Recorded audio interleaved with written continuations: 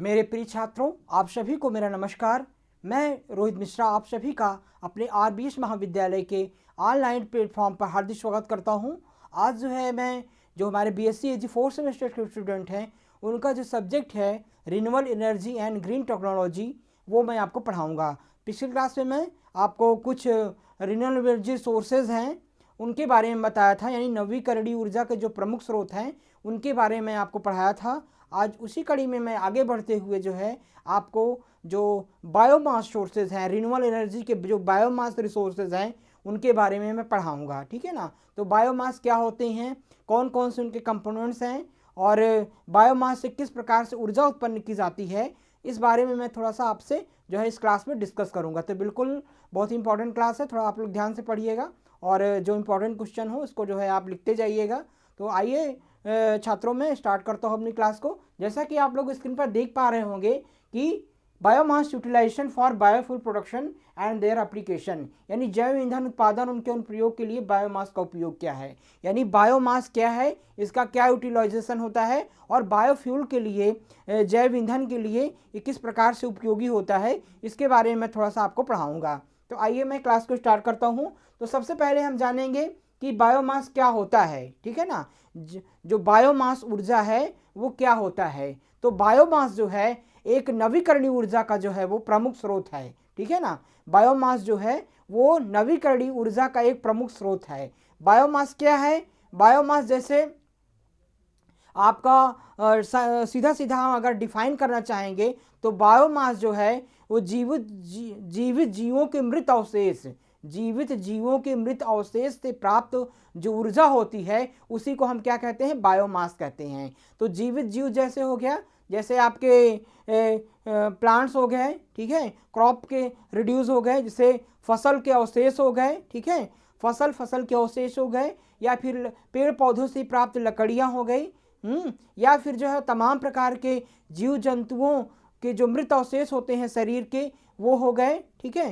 तो या फिर वो पेड़ पौधों के जले अवशेष हो गए, या फिर वो तमाम प्रकार के जो क्रॉप प्रोड्यूस होते हैं वो है, या फिर कचड़े हो गए, जो घरों से निकलने वाले कचड़े होते हैं। कचड़ों में क्या शामिल होता है, जैसे वो फलों सब्जियों के अवशेष हो गए, मल मूत्र हो गया, या फिर वो जो डिग्रेडेबल हैं, जो सड़ने वाली चीज़ें हैं, रिड्यूस हो चीज़ें हैं, वो वो हो गए। तो तमाम प्रकार के जो फसलों के अवशेष, जो जैविक चीज़ों के अवशेष हो गए, जीव जंतुओं के अवशेष हो गए मृत होने के बाद, उन्हीं को हम क्या कहते हैं, बायोमास कहते हैं। और इससे जो ऊर्जा प्राप्त होती है उसे बायोमास एनर्जी के रूप में या बायोमास ऊर्जा के रूप में हम जानते हैं, ठीक है ना। तो बायोमास काफ़ी एक नवीकरणीय ऊर्जा का वो प्रमुख स्रोत है, ठीक है। तो आज वर्तमान समय में तमाम प्रकार के वो जैविक अवशेष हैं, जैसे सब्जियों के, फलों के, फूलों के और पौधों के, फसल से निकले हुए जो अवशेष, जैसे पुआल हो गया और पेड़ पत्तियों की टहनियों के डंठल हो गए, जो फसल के कटने के बाद जो बच जाते हैं, या गन्ने के जो सड़न हो गई, गन्ने का जब हम वो मशीन में जब उसकी पेराई कर लेते हैं, तब उससे जो अवशेष निकलते हैं, फिर उनसे हम जो ऊर्जा, चाहे वो डिकम्पोज करके हो, चाहे उससे हम अदर रूप में परिवर्तित करके उससे जो हम ऊर्जा प्राप्त करते हैं, उसी को हम क्या कहते हैं, बायोमास ऊर्जा के नाम से वो जानते हैं। बायोमास वो कई प्रकार के उसके कंपोनेंट्स होते हैं। जैसे बायोमास के अंतर्गत जो शहरों से और गांवों से जो मल मूत्र निकलता है, जो वेस्टेज निकलता है, जो अपशिष्ट निकलता है, उससे भी वो ऊर्जा वो बायोमास के रूप में वो प्राप्त की जा सकती है। तो इस प्रकार से हम बायोमास को डिफाइन वो कर सकते हैं। बायोमास के कई प्रकार के रिसोर्सेज होते हैं, जैसे आप देख सकते हैं कि जैसे ये क्रॉप प्रोड्यूस, जो आपके फसल के अवशेष हैं। क्रॉप प्रोड्यूस का मतलब होता है जब फसलों की कटाई कर लेते हैं तो उससे जो जैसे डंठल हो गया, तनों के डंठल हो गए, बालियों के डंठल हो गए, जड़ों के अवशेष हो गए, या फिर वो जैसे धान पुआल हो गया, जैसे धान की हम मड़ाई कर लेते हैं तो पुआल बचता है, या फिर जो है वो गेहूं के पश्चात जो है वो भूसा जो बचता है, तो तमाम प्रकार के जो जो है फसलों के अवशेष होते हैं वो भी इसके काफ़ी जो है वो रिसोर्सेज मुख्य रूप से होते हैं। और इंडस्ट्रियल रिड्यूस, जैसे शहरों से निकला हुआ जो रिड्यूस होता है, जो अपशिष्ट होता है, मल मूत्र होता है, कूड़ा कचरा होता है, वो भी इसका काफ़ी जो है वो अच्छा रिसोर्स होता है। एनिमल रिड्यूस होता है, जो जानवरों से निकला हुआ मल मूत्र होता है, उनकी बिछावन से सड़ा गला जो कचरा होता है, वो सारे जो है वो जो कंपोस्ट जिसको बोलते हैं, वो भी इसके काफ़ी अच्छे जो है वो बायोमास एनर्जी के रिसोर्सेज जो है वो माने जाते हैं। इसके अलावा एग्रीकल्चर क्रॉप प्रोड्यूस होता है, तो इसी प्रकार से जो है सीवेज जो है, जो सीवेज जो है वो शहरों से निकला हुआ जो सीवेज होता है, अपशिष्ट होता है, उसको भी वो भी अच्छा सोर्स इसका माना जाता है। म्युनिसिपल सॉलिड वेस्ट होता है, जो म्युनिसिपल कॉरपोरेशन से जो है वो जो सॉलिड वेस्ट निकलता है, मल मूत्र निकलता है, कचरा निकलता है, वो भी इसका रिसोर्सेज बायोमास एनर्जी का रिसोर्सेज जो है वो कहा जाता है। तो इस प्रकार से कई सारे रिसोर्स होते हैं जिसके बारे में मैं डिटेल से आपसे आगे जो है वो डिस्कस करूंगा। तो सबसे पहले मैं आपको बायोमास किस प्रकार से प्रोडक्शन किया जाता है ये मैं बताना चाहूँगा। तो बायोमास ऊर्जा से ऊर्जा और ईंधन बनाना, बायोमास ऊर्जा बायोगैस, तरल जैव ईंधन, बायोडीजल, इथेनॉल, मेथनॉल, ब्यूटेनॉल और ठोस जैव आमतौर पर लकड़ी की गर्मी बनाने के लिए किया जाता है। तो मुख्य रूप से मैं ये कहना चाहता हूँ कि बायोमास से जो है वो मुख्य रूप से ऊर्जा उत्पन्न की जाती है। मुख्य रूप से क्या होती है, ऊर्जा उत्पन्न की जाती है, जिसको हम रिन्यूएबल एनर्जी के नाम से जानते हैं, और ये प्रमुख रूप से ईंधन का सोर्स होते हैं। ठीक है ना। तो बायोमास जो ऊर्जा होते हैं प्रमुख रूप से ईंधन का मुख्य जो है वो स्रोत जो है होते हैं, मतलब ईंधन के रूप में ये ऊर्जा के रूप में जो है वो प्राप्त हो पाते हैं। जैसे आपके कई सारे रसायन होते से बायोडीजल हो गया, इथेनॉल हो गया और मेथनॉल, ब्यूटेनॉल, ये सब जो बायो एनर्जी के रिसोर्सेज हैं इनसे जो है वो प्राप्त होती है। किससे प्राप्त होती है? बायोडीजल किससे प्राप्त होता है? जो बायोडीजल प्लांट्स होते हैं उससे प्राप्त होती है। ठीक है। इसी प्रकार से इथेनॉल हो गया, मेथनॉल हो गया, ब्यूटेनॉल, ये सारे जो है वो बायोमास जो एनर्जी हैं, बायोमास जो प्रोडक्ट हैं, उनमें कई प्रकार के रासायनिक प्रक्रियाओं के पश्चात जो है ये सारी गैसेस जो है वो प्राप्त जो है होती हैं, जिनका उपयोग हम ईंधन के रूप में करते हैं। ईंधन के रूप में चाहे वो जलाने के रूप में करते हों, चाहे गाड़ियों में जो है वो गाड़ियों के इंजन को चलाने के लिए उपयोग करते हों, चाहे अन्य कार्यों के लिए उपयोग जो है हम करते हैं। ठीक है ना। तो ईंधन से ही हमारा जो है वो, अगर ईंधन ना हो तो हम क्या जलाएं? ईंधन से ही हमको क्या प्राप्त है? ज्वलनशील ऊर्जा प्राप्त होती है, जिसको हम कई प्रकार के खाना पकाने के लिए, अन्य कार्यों के लिए हम जो है वो उसका उपयोग जो है वो करते हैं। ठीक है। इसी प्रकार से जो ईंधन होता है उससे गाड़ियों में हम डालते हैं तो हमारी गाड़ियां चलती हैं, तमाम प्रकार के मोटर चलते हैं, पानी उठाने की मशीन चलती हैं, ईंधन से ही संचालित होती है ना। तो कई प्रकार के जो है वो एग्रीकल्चर इक्विपमेंट्स जो होते हैं, कृषि यंत्र, वो संचालित होते हैं। तो ये सारे जो है ईंधन क्या है, एक ऊर्जा का प्रमुख स्रोत है। ठीक है। ईंधन अगर ना होता तो क्या होता, बहुत सारी प्रक्रियाएं जो है, चीज़ें वो संचालित जो है वो ना हो पाती। तो ईंधन जो है वो काफ़ी ऊर्जा का महत्वपूर्ण स्रोत है, जिसका प्रमुख स्रोत ईंधन का क्या है, बायोमास है। ठीक है। तो मैं उम्मीद करता हूँ कि आप लोग समझ गए होंगे। और ऊर्जा बनाने के लिए ठोस जैव ईंधन को सीधे जलाया जा सकता है, लेकिन बायोगैस और तरल जैव ईंधन दोनों उपयोग योग्य ईंधन बनने के रूपांतरण प्रक्रिया से गुजरना होता है।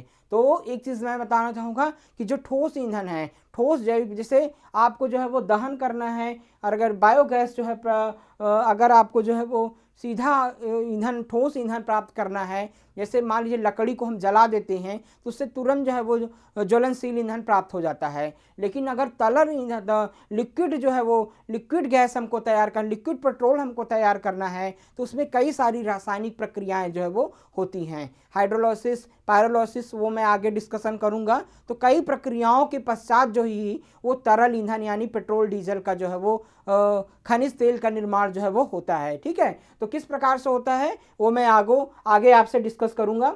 आगे मैं बताना, ऐसी कई प्रक्रियाएं होती हैं जो बायोमास ईंधन में परिवर्तित करती हैं। ठीक है। जो अभी मैंने डिस्कस किया आपसे, कई सारे प्रोसीजर होते हैं, कई सारी रासायनिक प्रक्रियाएं, भौतिक प्रक्रियाएं होती हैं, जिसके पश्चात जो है वो ईंधन का निर्माण, यानी लिक्विड पेट्रोल का, लिक्विड जो है डीजल का, खनिज तेल का निर्माण जो है वो होता है। वो कई सारी प्रक्रियाओं के द्वारा होता है। खनिज तेल का हम वाहनों के ईंधन में बनाती है, अन्य ऊर्जा ज़रूरतों को पूरा करती है। तो जो खनिज तेल होते हैं, जो पेट्रोल, डीजल, केरोसिन ऑयल होते हैं, वो कई प्रकार के जो है वो ऊर्जा के रूप में कार्य करते हैं, ऊर्जा के रूप में उपयोग किए जाते हैं, चाहे इंजन को चलाने के लिए हो, चाहे कार जो है, मोटरसाइकिल, तमाम प्रकार के वाहनों को संचालित करने के लिए जो ऊर्जा प्राप्त होती है उसे हम ईंधन ऊर्जा के नाम से जो है वो जानते हैं। ये बायोमास को कैसे संसाधित किया जा सकता है, यह बायोमास के प्रकार एवं उपयोग कैसे किया जा सकता है, ठीक है ना। अब बायोमास को कैसे संसाधित किया जाए, कैसे हम बायोमास से ईंधन प्राप्त करें, ये तमाम प्रकार की जो प्रक्रियाएं हैं और किस प्रकार का वो ईंधन है, किस प्रकार का बायोमास प्रोडक्ट है, उसके ऊपर जो है वो डिपेंड करता है, ठीक है ना। बायोमास प्रोडक्ट हमने कई सारे बताए, तो किस अलग अलग जो बायोमास प्रोडक्ट होते हैं उनका अलग अलग यूटिलाइजेशन किया जाता है। कुछ लकड़ियां हैं, लकड़ियों को जो है हम जला करके हम वो ज्वलनशील ऊर्जा प्राप्त करते हैं, जिससे हम कई प्रकार के चीज़ों को पकाने में उपयोग करते हैं, दहन करने में उपयोग करते हैं। और जैसे आपके कुछ प्लांट रिड्यूस हैं, कुछ जो है वो प्लांट के एक्सट्रैक्ट हैं, तो उससे हम जो है वो जैविक ईंधन का बनाने का काम करते हैं, जैसे जेट्रोफा हो गया, ठीक है ना, जेट्रोफा हो गया, बिनौला हो गया, सूरजमुखी का तेल हो गया। तो कई सारे जो आपके जो है वो प्लांट प्रोडक्ट हैं जिससे हम जैविक ईंधन के रूप में उसको हम बनाने का, उसको जैविक ईंधन के रूप में उसका उपयोग जो है वो करते हैं। जैसे आपका जो है वो एथेनॉल हम प्राप्त करते हैं, आपके जो है इससे क्या कहते हैं, गन्ने से प्राप्त करते हैं, मक्के के क्रॉप रिड्यूस से हम प्राप्त करते हैं। तो कई सारे प्रोसीजर के पश्चात जो है ये हमको जो है अलग अलग जो प्रोडक्ट है उसका अलग अलग हम यूटिलाइजेशन एनर्जी के रूप में जो है वो करते हैं, ठीक है। या फिर जो है वो जो एनिमल वेस्टेज होता है, जो एनिमल से एनिमल डन होता है, जो एनिमल का जो जानवरों का गोबर होता है, वेस्टेज होता है, उसको हम जो है वो सड़ा करके फिर उसको हम उपल के रूप में प्रयोग करके ईंधन के रूप में उपयोग करते हैं। तो डिपेंडेंट करता है कि किस प्रकार का जो है वो बायोमास है, उसका हम उसी प्रकार से उसका हम यूटिलाइजेशन जो है वो करते हैं। तो इसका भी कई प्रकार के उपयोग जो है वो किया जाता है। इसके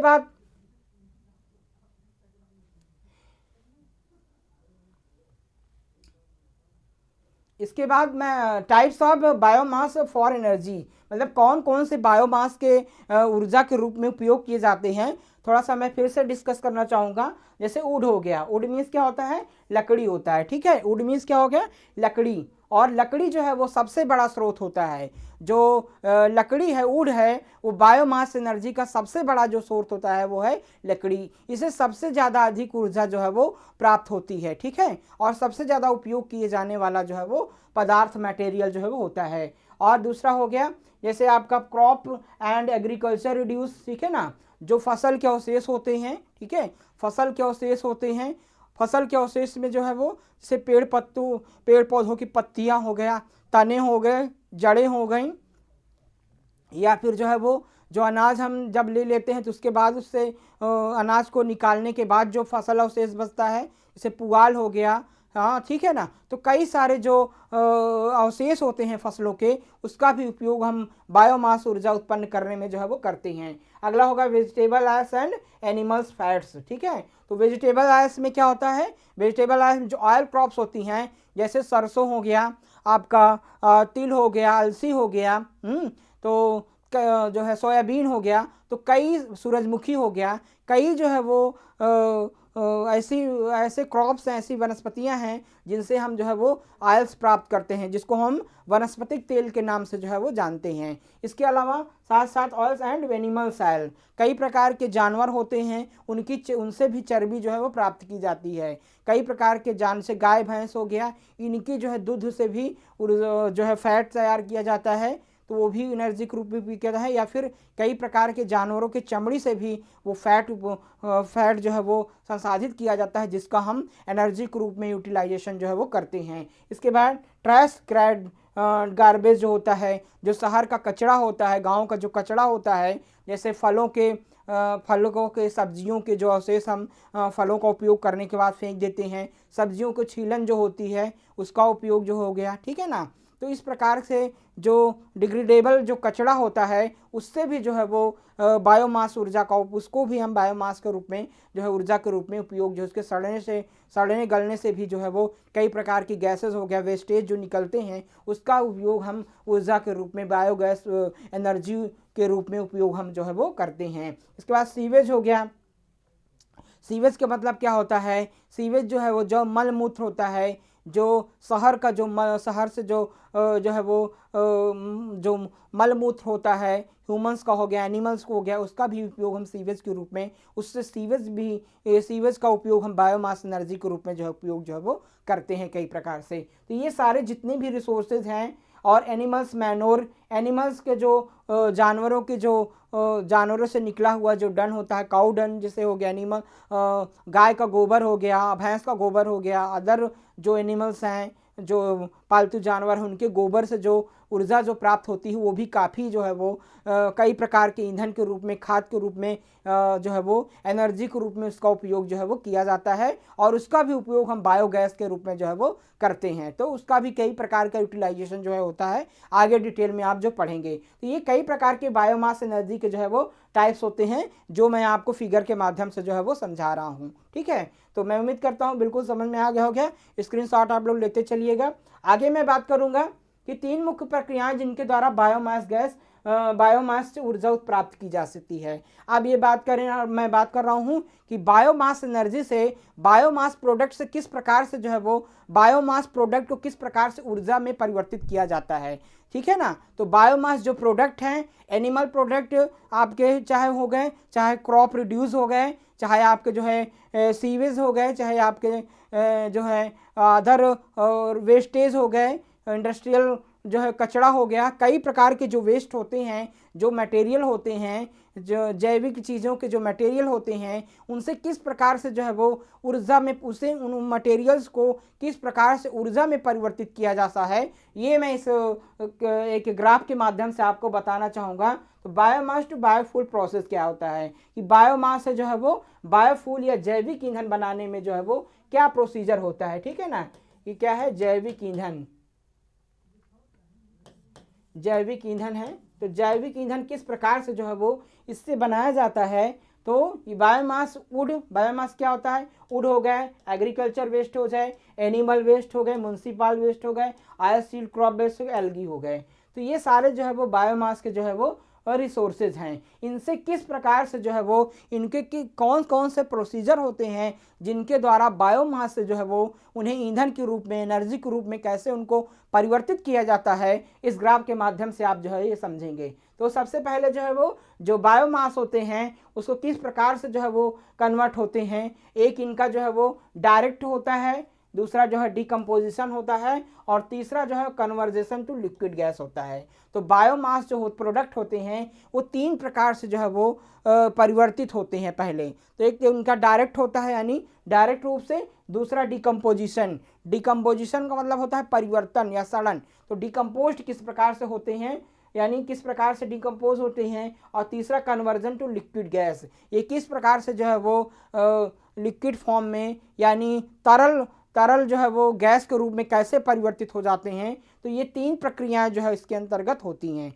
एक होता है डायरेक्ट, दूसरा डिकम्पोजिशन और तीसरा कन्वर्जेशन टू लिक्विड और गैस में होता है। तो डायरेक्ट जो है वो किस प्रकार से होता है, बर्निंग के द्वारा। बर्निंग का मतलब क्या होता है, जलना। ठीक है, बर्निंग का मतलब क्या होता है, जलना। तो जैसे जो वुड मटेरियल है, जो पौधे पेड़ सूख जाते हैं या जो है हरे रूप में उनको काट दिए जाते हैं, काट करके सुखा करके उस लकड़ी को जो है वो जलने के लिए उपयोग करते हैं। ठीक है ना, तो जो पेड़ पौधों की लकड़ियों का जो उपयोग करते हैं जलाने के रूप में, यानी लकड़ी को हम डायरेक्ट क्या करते हैं, जला देते हैं, और जलाने के बाद उससे क्या उनका है, ईंधन प्राप्त होता है। ठीक है ना, तो उसका उपयोग भी हम खाना पकाने के लिए, कई चीज़ों के दहन के लिए उनका उपयोग करते हैं। तो लकड़ी को जो है हम सीधे परिवर्तित कर देते हैं। लकड़ी में जो है वो बहुत ज़्यादा जो है वो पाना प्रोसीजर नहीं होता है, सीधे हम लकड़ी को जो है वो जिस प्रकार से होती है उसको जलाने के लिए हम उपयोग कर देते हैं और डायरेक्ट रूप से उसको हमसे उसकी ऊर्जा जो है हमको प्राप्त होने लगती है। तो ये बहुत ही सरल प्रोसीजर जो है वो होता है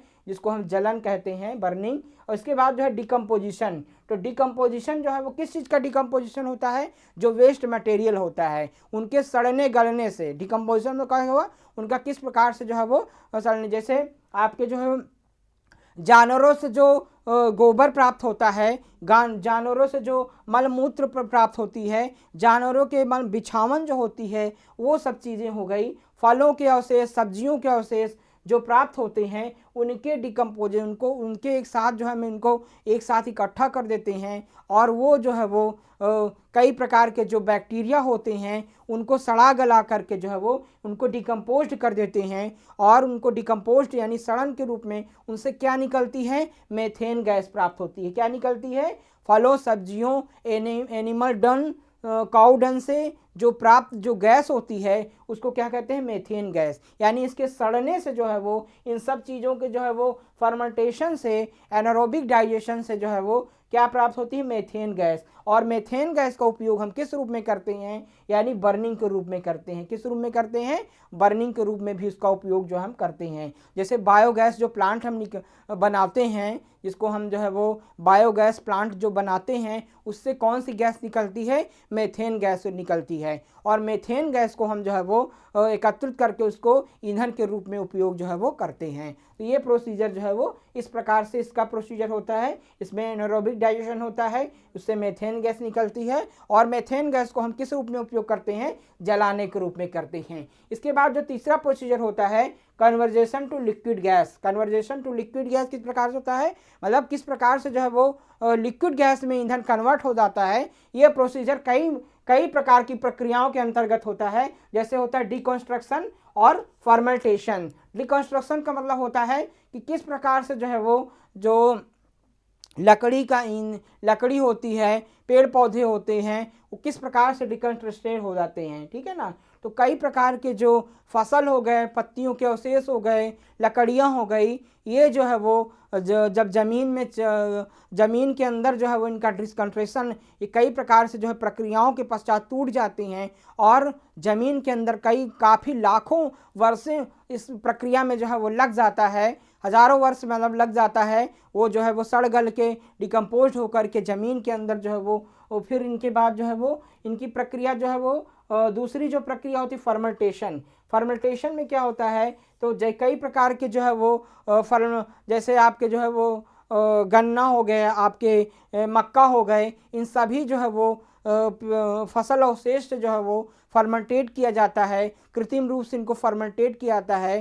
फर्मेंटेशन में कई प्रकार के बैक्टीरियल प्रोसीजर होते हैं। फर्मेंटेट करके उससे क्या बनता है? इथेनॉल बनता है। क्या बनता है? इथेनॉल। ठीक है ना? तो इथेनॉल का उपयोग हम किस रूप में? ईंधन के रूप में जो है वो करते हैं। ठीक है ना? इथेनॉल जो है वो गाड़ियों में मिलाया जाता है, जिससे जो है वो जो उसकी क्षमता होती है पेट्रोल डीजल की वो बढ़ जाती है। ठीक है ना? तो इस प्रकार से इथेनॉल का उपयोग जो है वो किया जाता है। इथेनॉल किससे बनाया जाता है? कई प्रकार के जैविक चीज़ों से भी प्राप्त किया जा सकता है, जैसे सूरजमुखी हो गया, बिनौला हो गया, और जो है गन्ना हो गया और मक्का हो गया, इनके अवशेष से भी इथेनॉल जो है वो प्राप्त किया जा सकता है।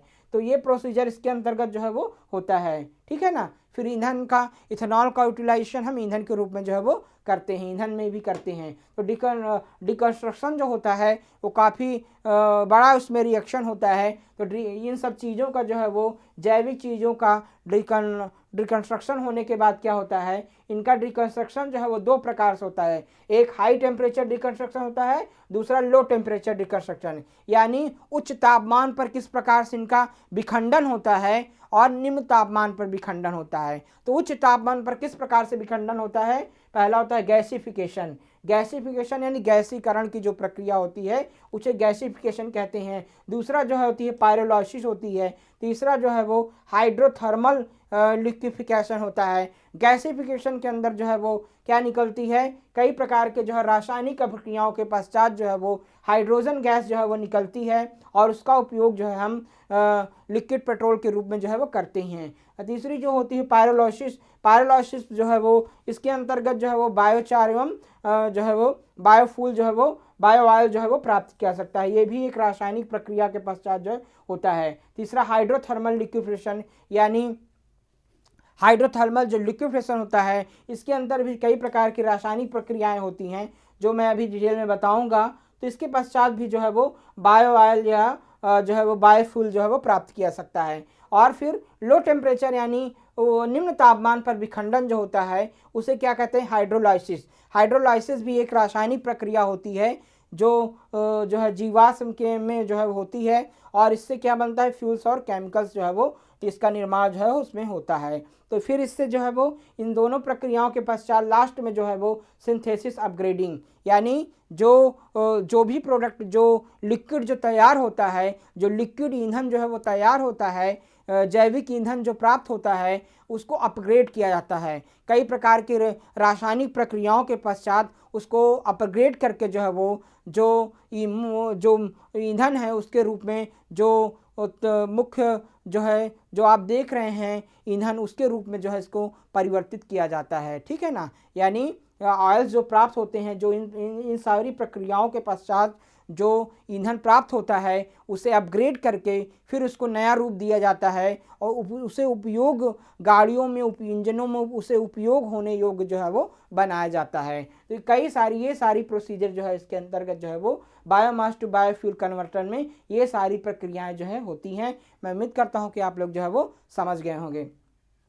इसके बाद इनका उपयोग किस में किया जाता है, बिजली जनरेटरों में ठोस ईंधन जलाने से प्रत्यक्ष खपत के रूप में उपयोग किया जाता है। और इसमें जो है वो जीवाणु अपघटन, जिसे अवायु या पाचन भी कहा जाता है, इस प्रक्रिया में बैक्टीरिया मीथेन गैस बनाने के लिए ऑक्सीजन के संपर्क में आए बिना गीले कचरे को पचाते हैं। ठीक है ना, तो कई प्रकार की इसमें जीवाणु अपघटन की प्रक्रिया होती है, जिसे हम जो बैक्टीरिया मीथेन गैस बनाने के लिए ऑक्सीजन के संपर्क में आए बिना ही गीले कचरे को पचाने का काम जो है वो करते हैं। तो ये भी प्रक्रिया इसके अंतर्गत जो होती है। और तरल या गैसीय ईंधन में रूपांतरण होता है। किस प्रकार होता है, तरल या गैसीय रूप में जो है वो ईंधन का रूपांतरण भी इसके अंतर्गत जो है वो होता है। प्रत्यक्ष खपत और जीवाणु अपघटन दोनों ऊर्जा बनाते हैं, जिसका उपयोग बिजली जनरेटर में गर्मी उत्पन्न करने के लिए किया जाता है। ठीक है ना, तो प्रत्यक्ष खपत और जीवाणु अपघटन के पश्चात जो है वो कई प्रकार की प्रक्रियाएं होती हैं, जिसका उपयोग हम कई प्रकार के जो है वो विद्युत उत्पन्न करने में जो है वो बिजली जनरेटर के रूप में भी उसका उपयोग जो है वो करते हैं। तो मेरा कहने का मतलब है कि कई प्रक्रियाओं के जो बायोमास होते हैं उनका जो है वो अपघटन करके, डिग्रेडेशन करके, डिकंस्ट्रक्शन करके, जो है वो फर्मेंटेशन करके कई सारी प्रक्रियाओं के पश्चात जो है उनका उपयोग मुख्य रूप से जो है वो ईंधन के रूप में जो है वो किया जाता है। बायोमास को तरल या गैसीय ईंधन में बनाने के लिए जैव ईंधन को उनके मूल रूप में परिवर्तित करना होता है। ऐसा करने से सबसे बुनियादी तरीका या उन फसलों के किण्वन के माध्यम से जिसमें चीनी, स्टार्च या वसा की मात्रा अधिक होती है, जिसे इथेनॉल में मिलाया जाता है, जिसे सीधे गैसोलीन के साथ मिलाकर कारों को बिजली दी जाती है, या फिर कैनोला और सूरजमुखी जैसी तिलहन फसलों का उपयोग जैव ईंधन के लिए जो है वो किया जाता है। तो कई सारे जो है वो जैसे जो स्टार्च युक्त जो है वो फसलें होती हैं जिसमें स्टार्च की मात्रा काफ़ी होती है, जैसे आपका जो है मक्का हो गया, आपका जो है वो गन्ना हो गया, सूरजमुखी हो गया। तो कई सारे जो इसमें हाईली स्टार्च जो क्रॉप्स होती हैं उनसे जो है वो उनको फर्मेंटेट करके जो है वो उससे जो है इथेनॉल जो है वो प्राप्त किया जा सकता है, और इथेनॉल का उपयोग जो है वो पेट्रोल के रूप में जो है वो किया जाता है। तो कई सारे जो है वो बायोमास ऊर्जा के प्रमुख स्रोत होते हैं, जिनको हम कई प्रकार की रासायनिक प्रक्रियाओं के पश्चात जो है वो विघटित करके जो है वो हम जो उसके उपयोग के रूप में जो है उसका परिवर्तित जो है वो करते हैं। तो बायोमास ऊर्जा का नवीकरणीय ऊर्जा का एक प्रमुख स्रोत है, जिसका उपयोग हम जो है वो काफ़ी अधिक मात्रा में करते हैं। एक रिसर्च के मुताबिक ये पता चला है कि वर्तमान समय में लगभग 58% जो है वो जो रिन्यूएबल एनर्जी जो सोर्सेज हैं उसमें जो है वो बायोमास ऊर्जा का उपयोग जो है वो किया जा रहा है। तो ये बहुत ही अच्छा जो है वो नया विकल्प के रूप में जो है वो बायोमास एक नया विकल्प के रूप में जो है वो उभर के आ रहा है, जिससे हमारी ऊर्जा की जो खपत है उसको हम बहुत अधिक जो है वो बहुत अधिक जो है वो नियंत्रित जो है वो कर सकते हैं। तो इसका सही यूटिलाइज़ करके हम जो जैविक ऊर्जा का है उसका उपयोग हम अच्छे से कर सकते हैं और बहुत बड़ी जो है ऊर्जा की खपत को हम कम कर सकते हैं। ठीक है, तो आज की क्लास में छात्रों बस इतना ही। नेक्स्ट क्लास में हम नए टॉपिक के साथ आपसे फिर मिलेंगे। आप सभी का बहुत बहुत धन्यवाद।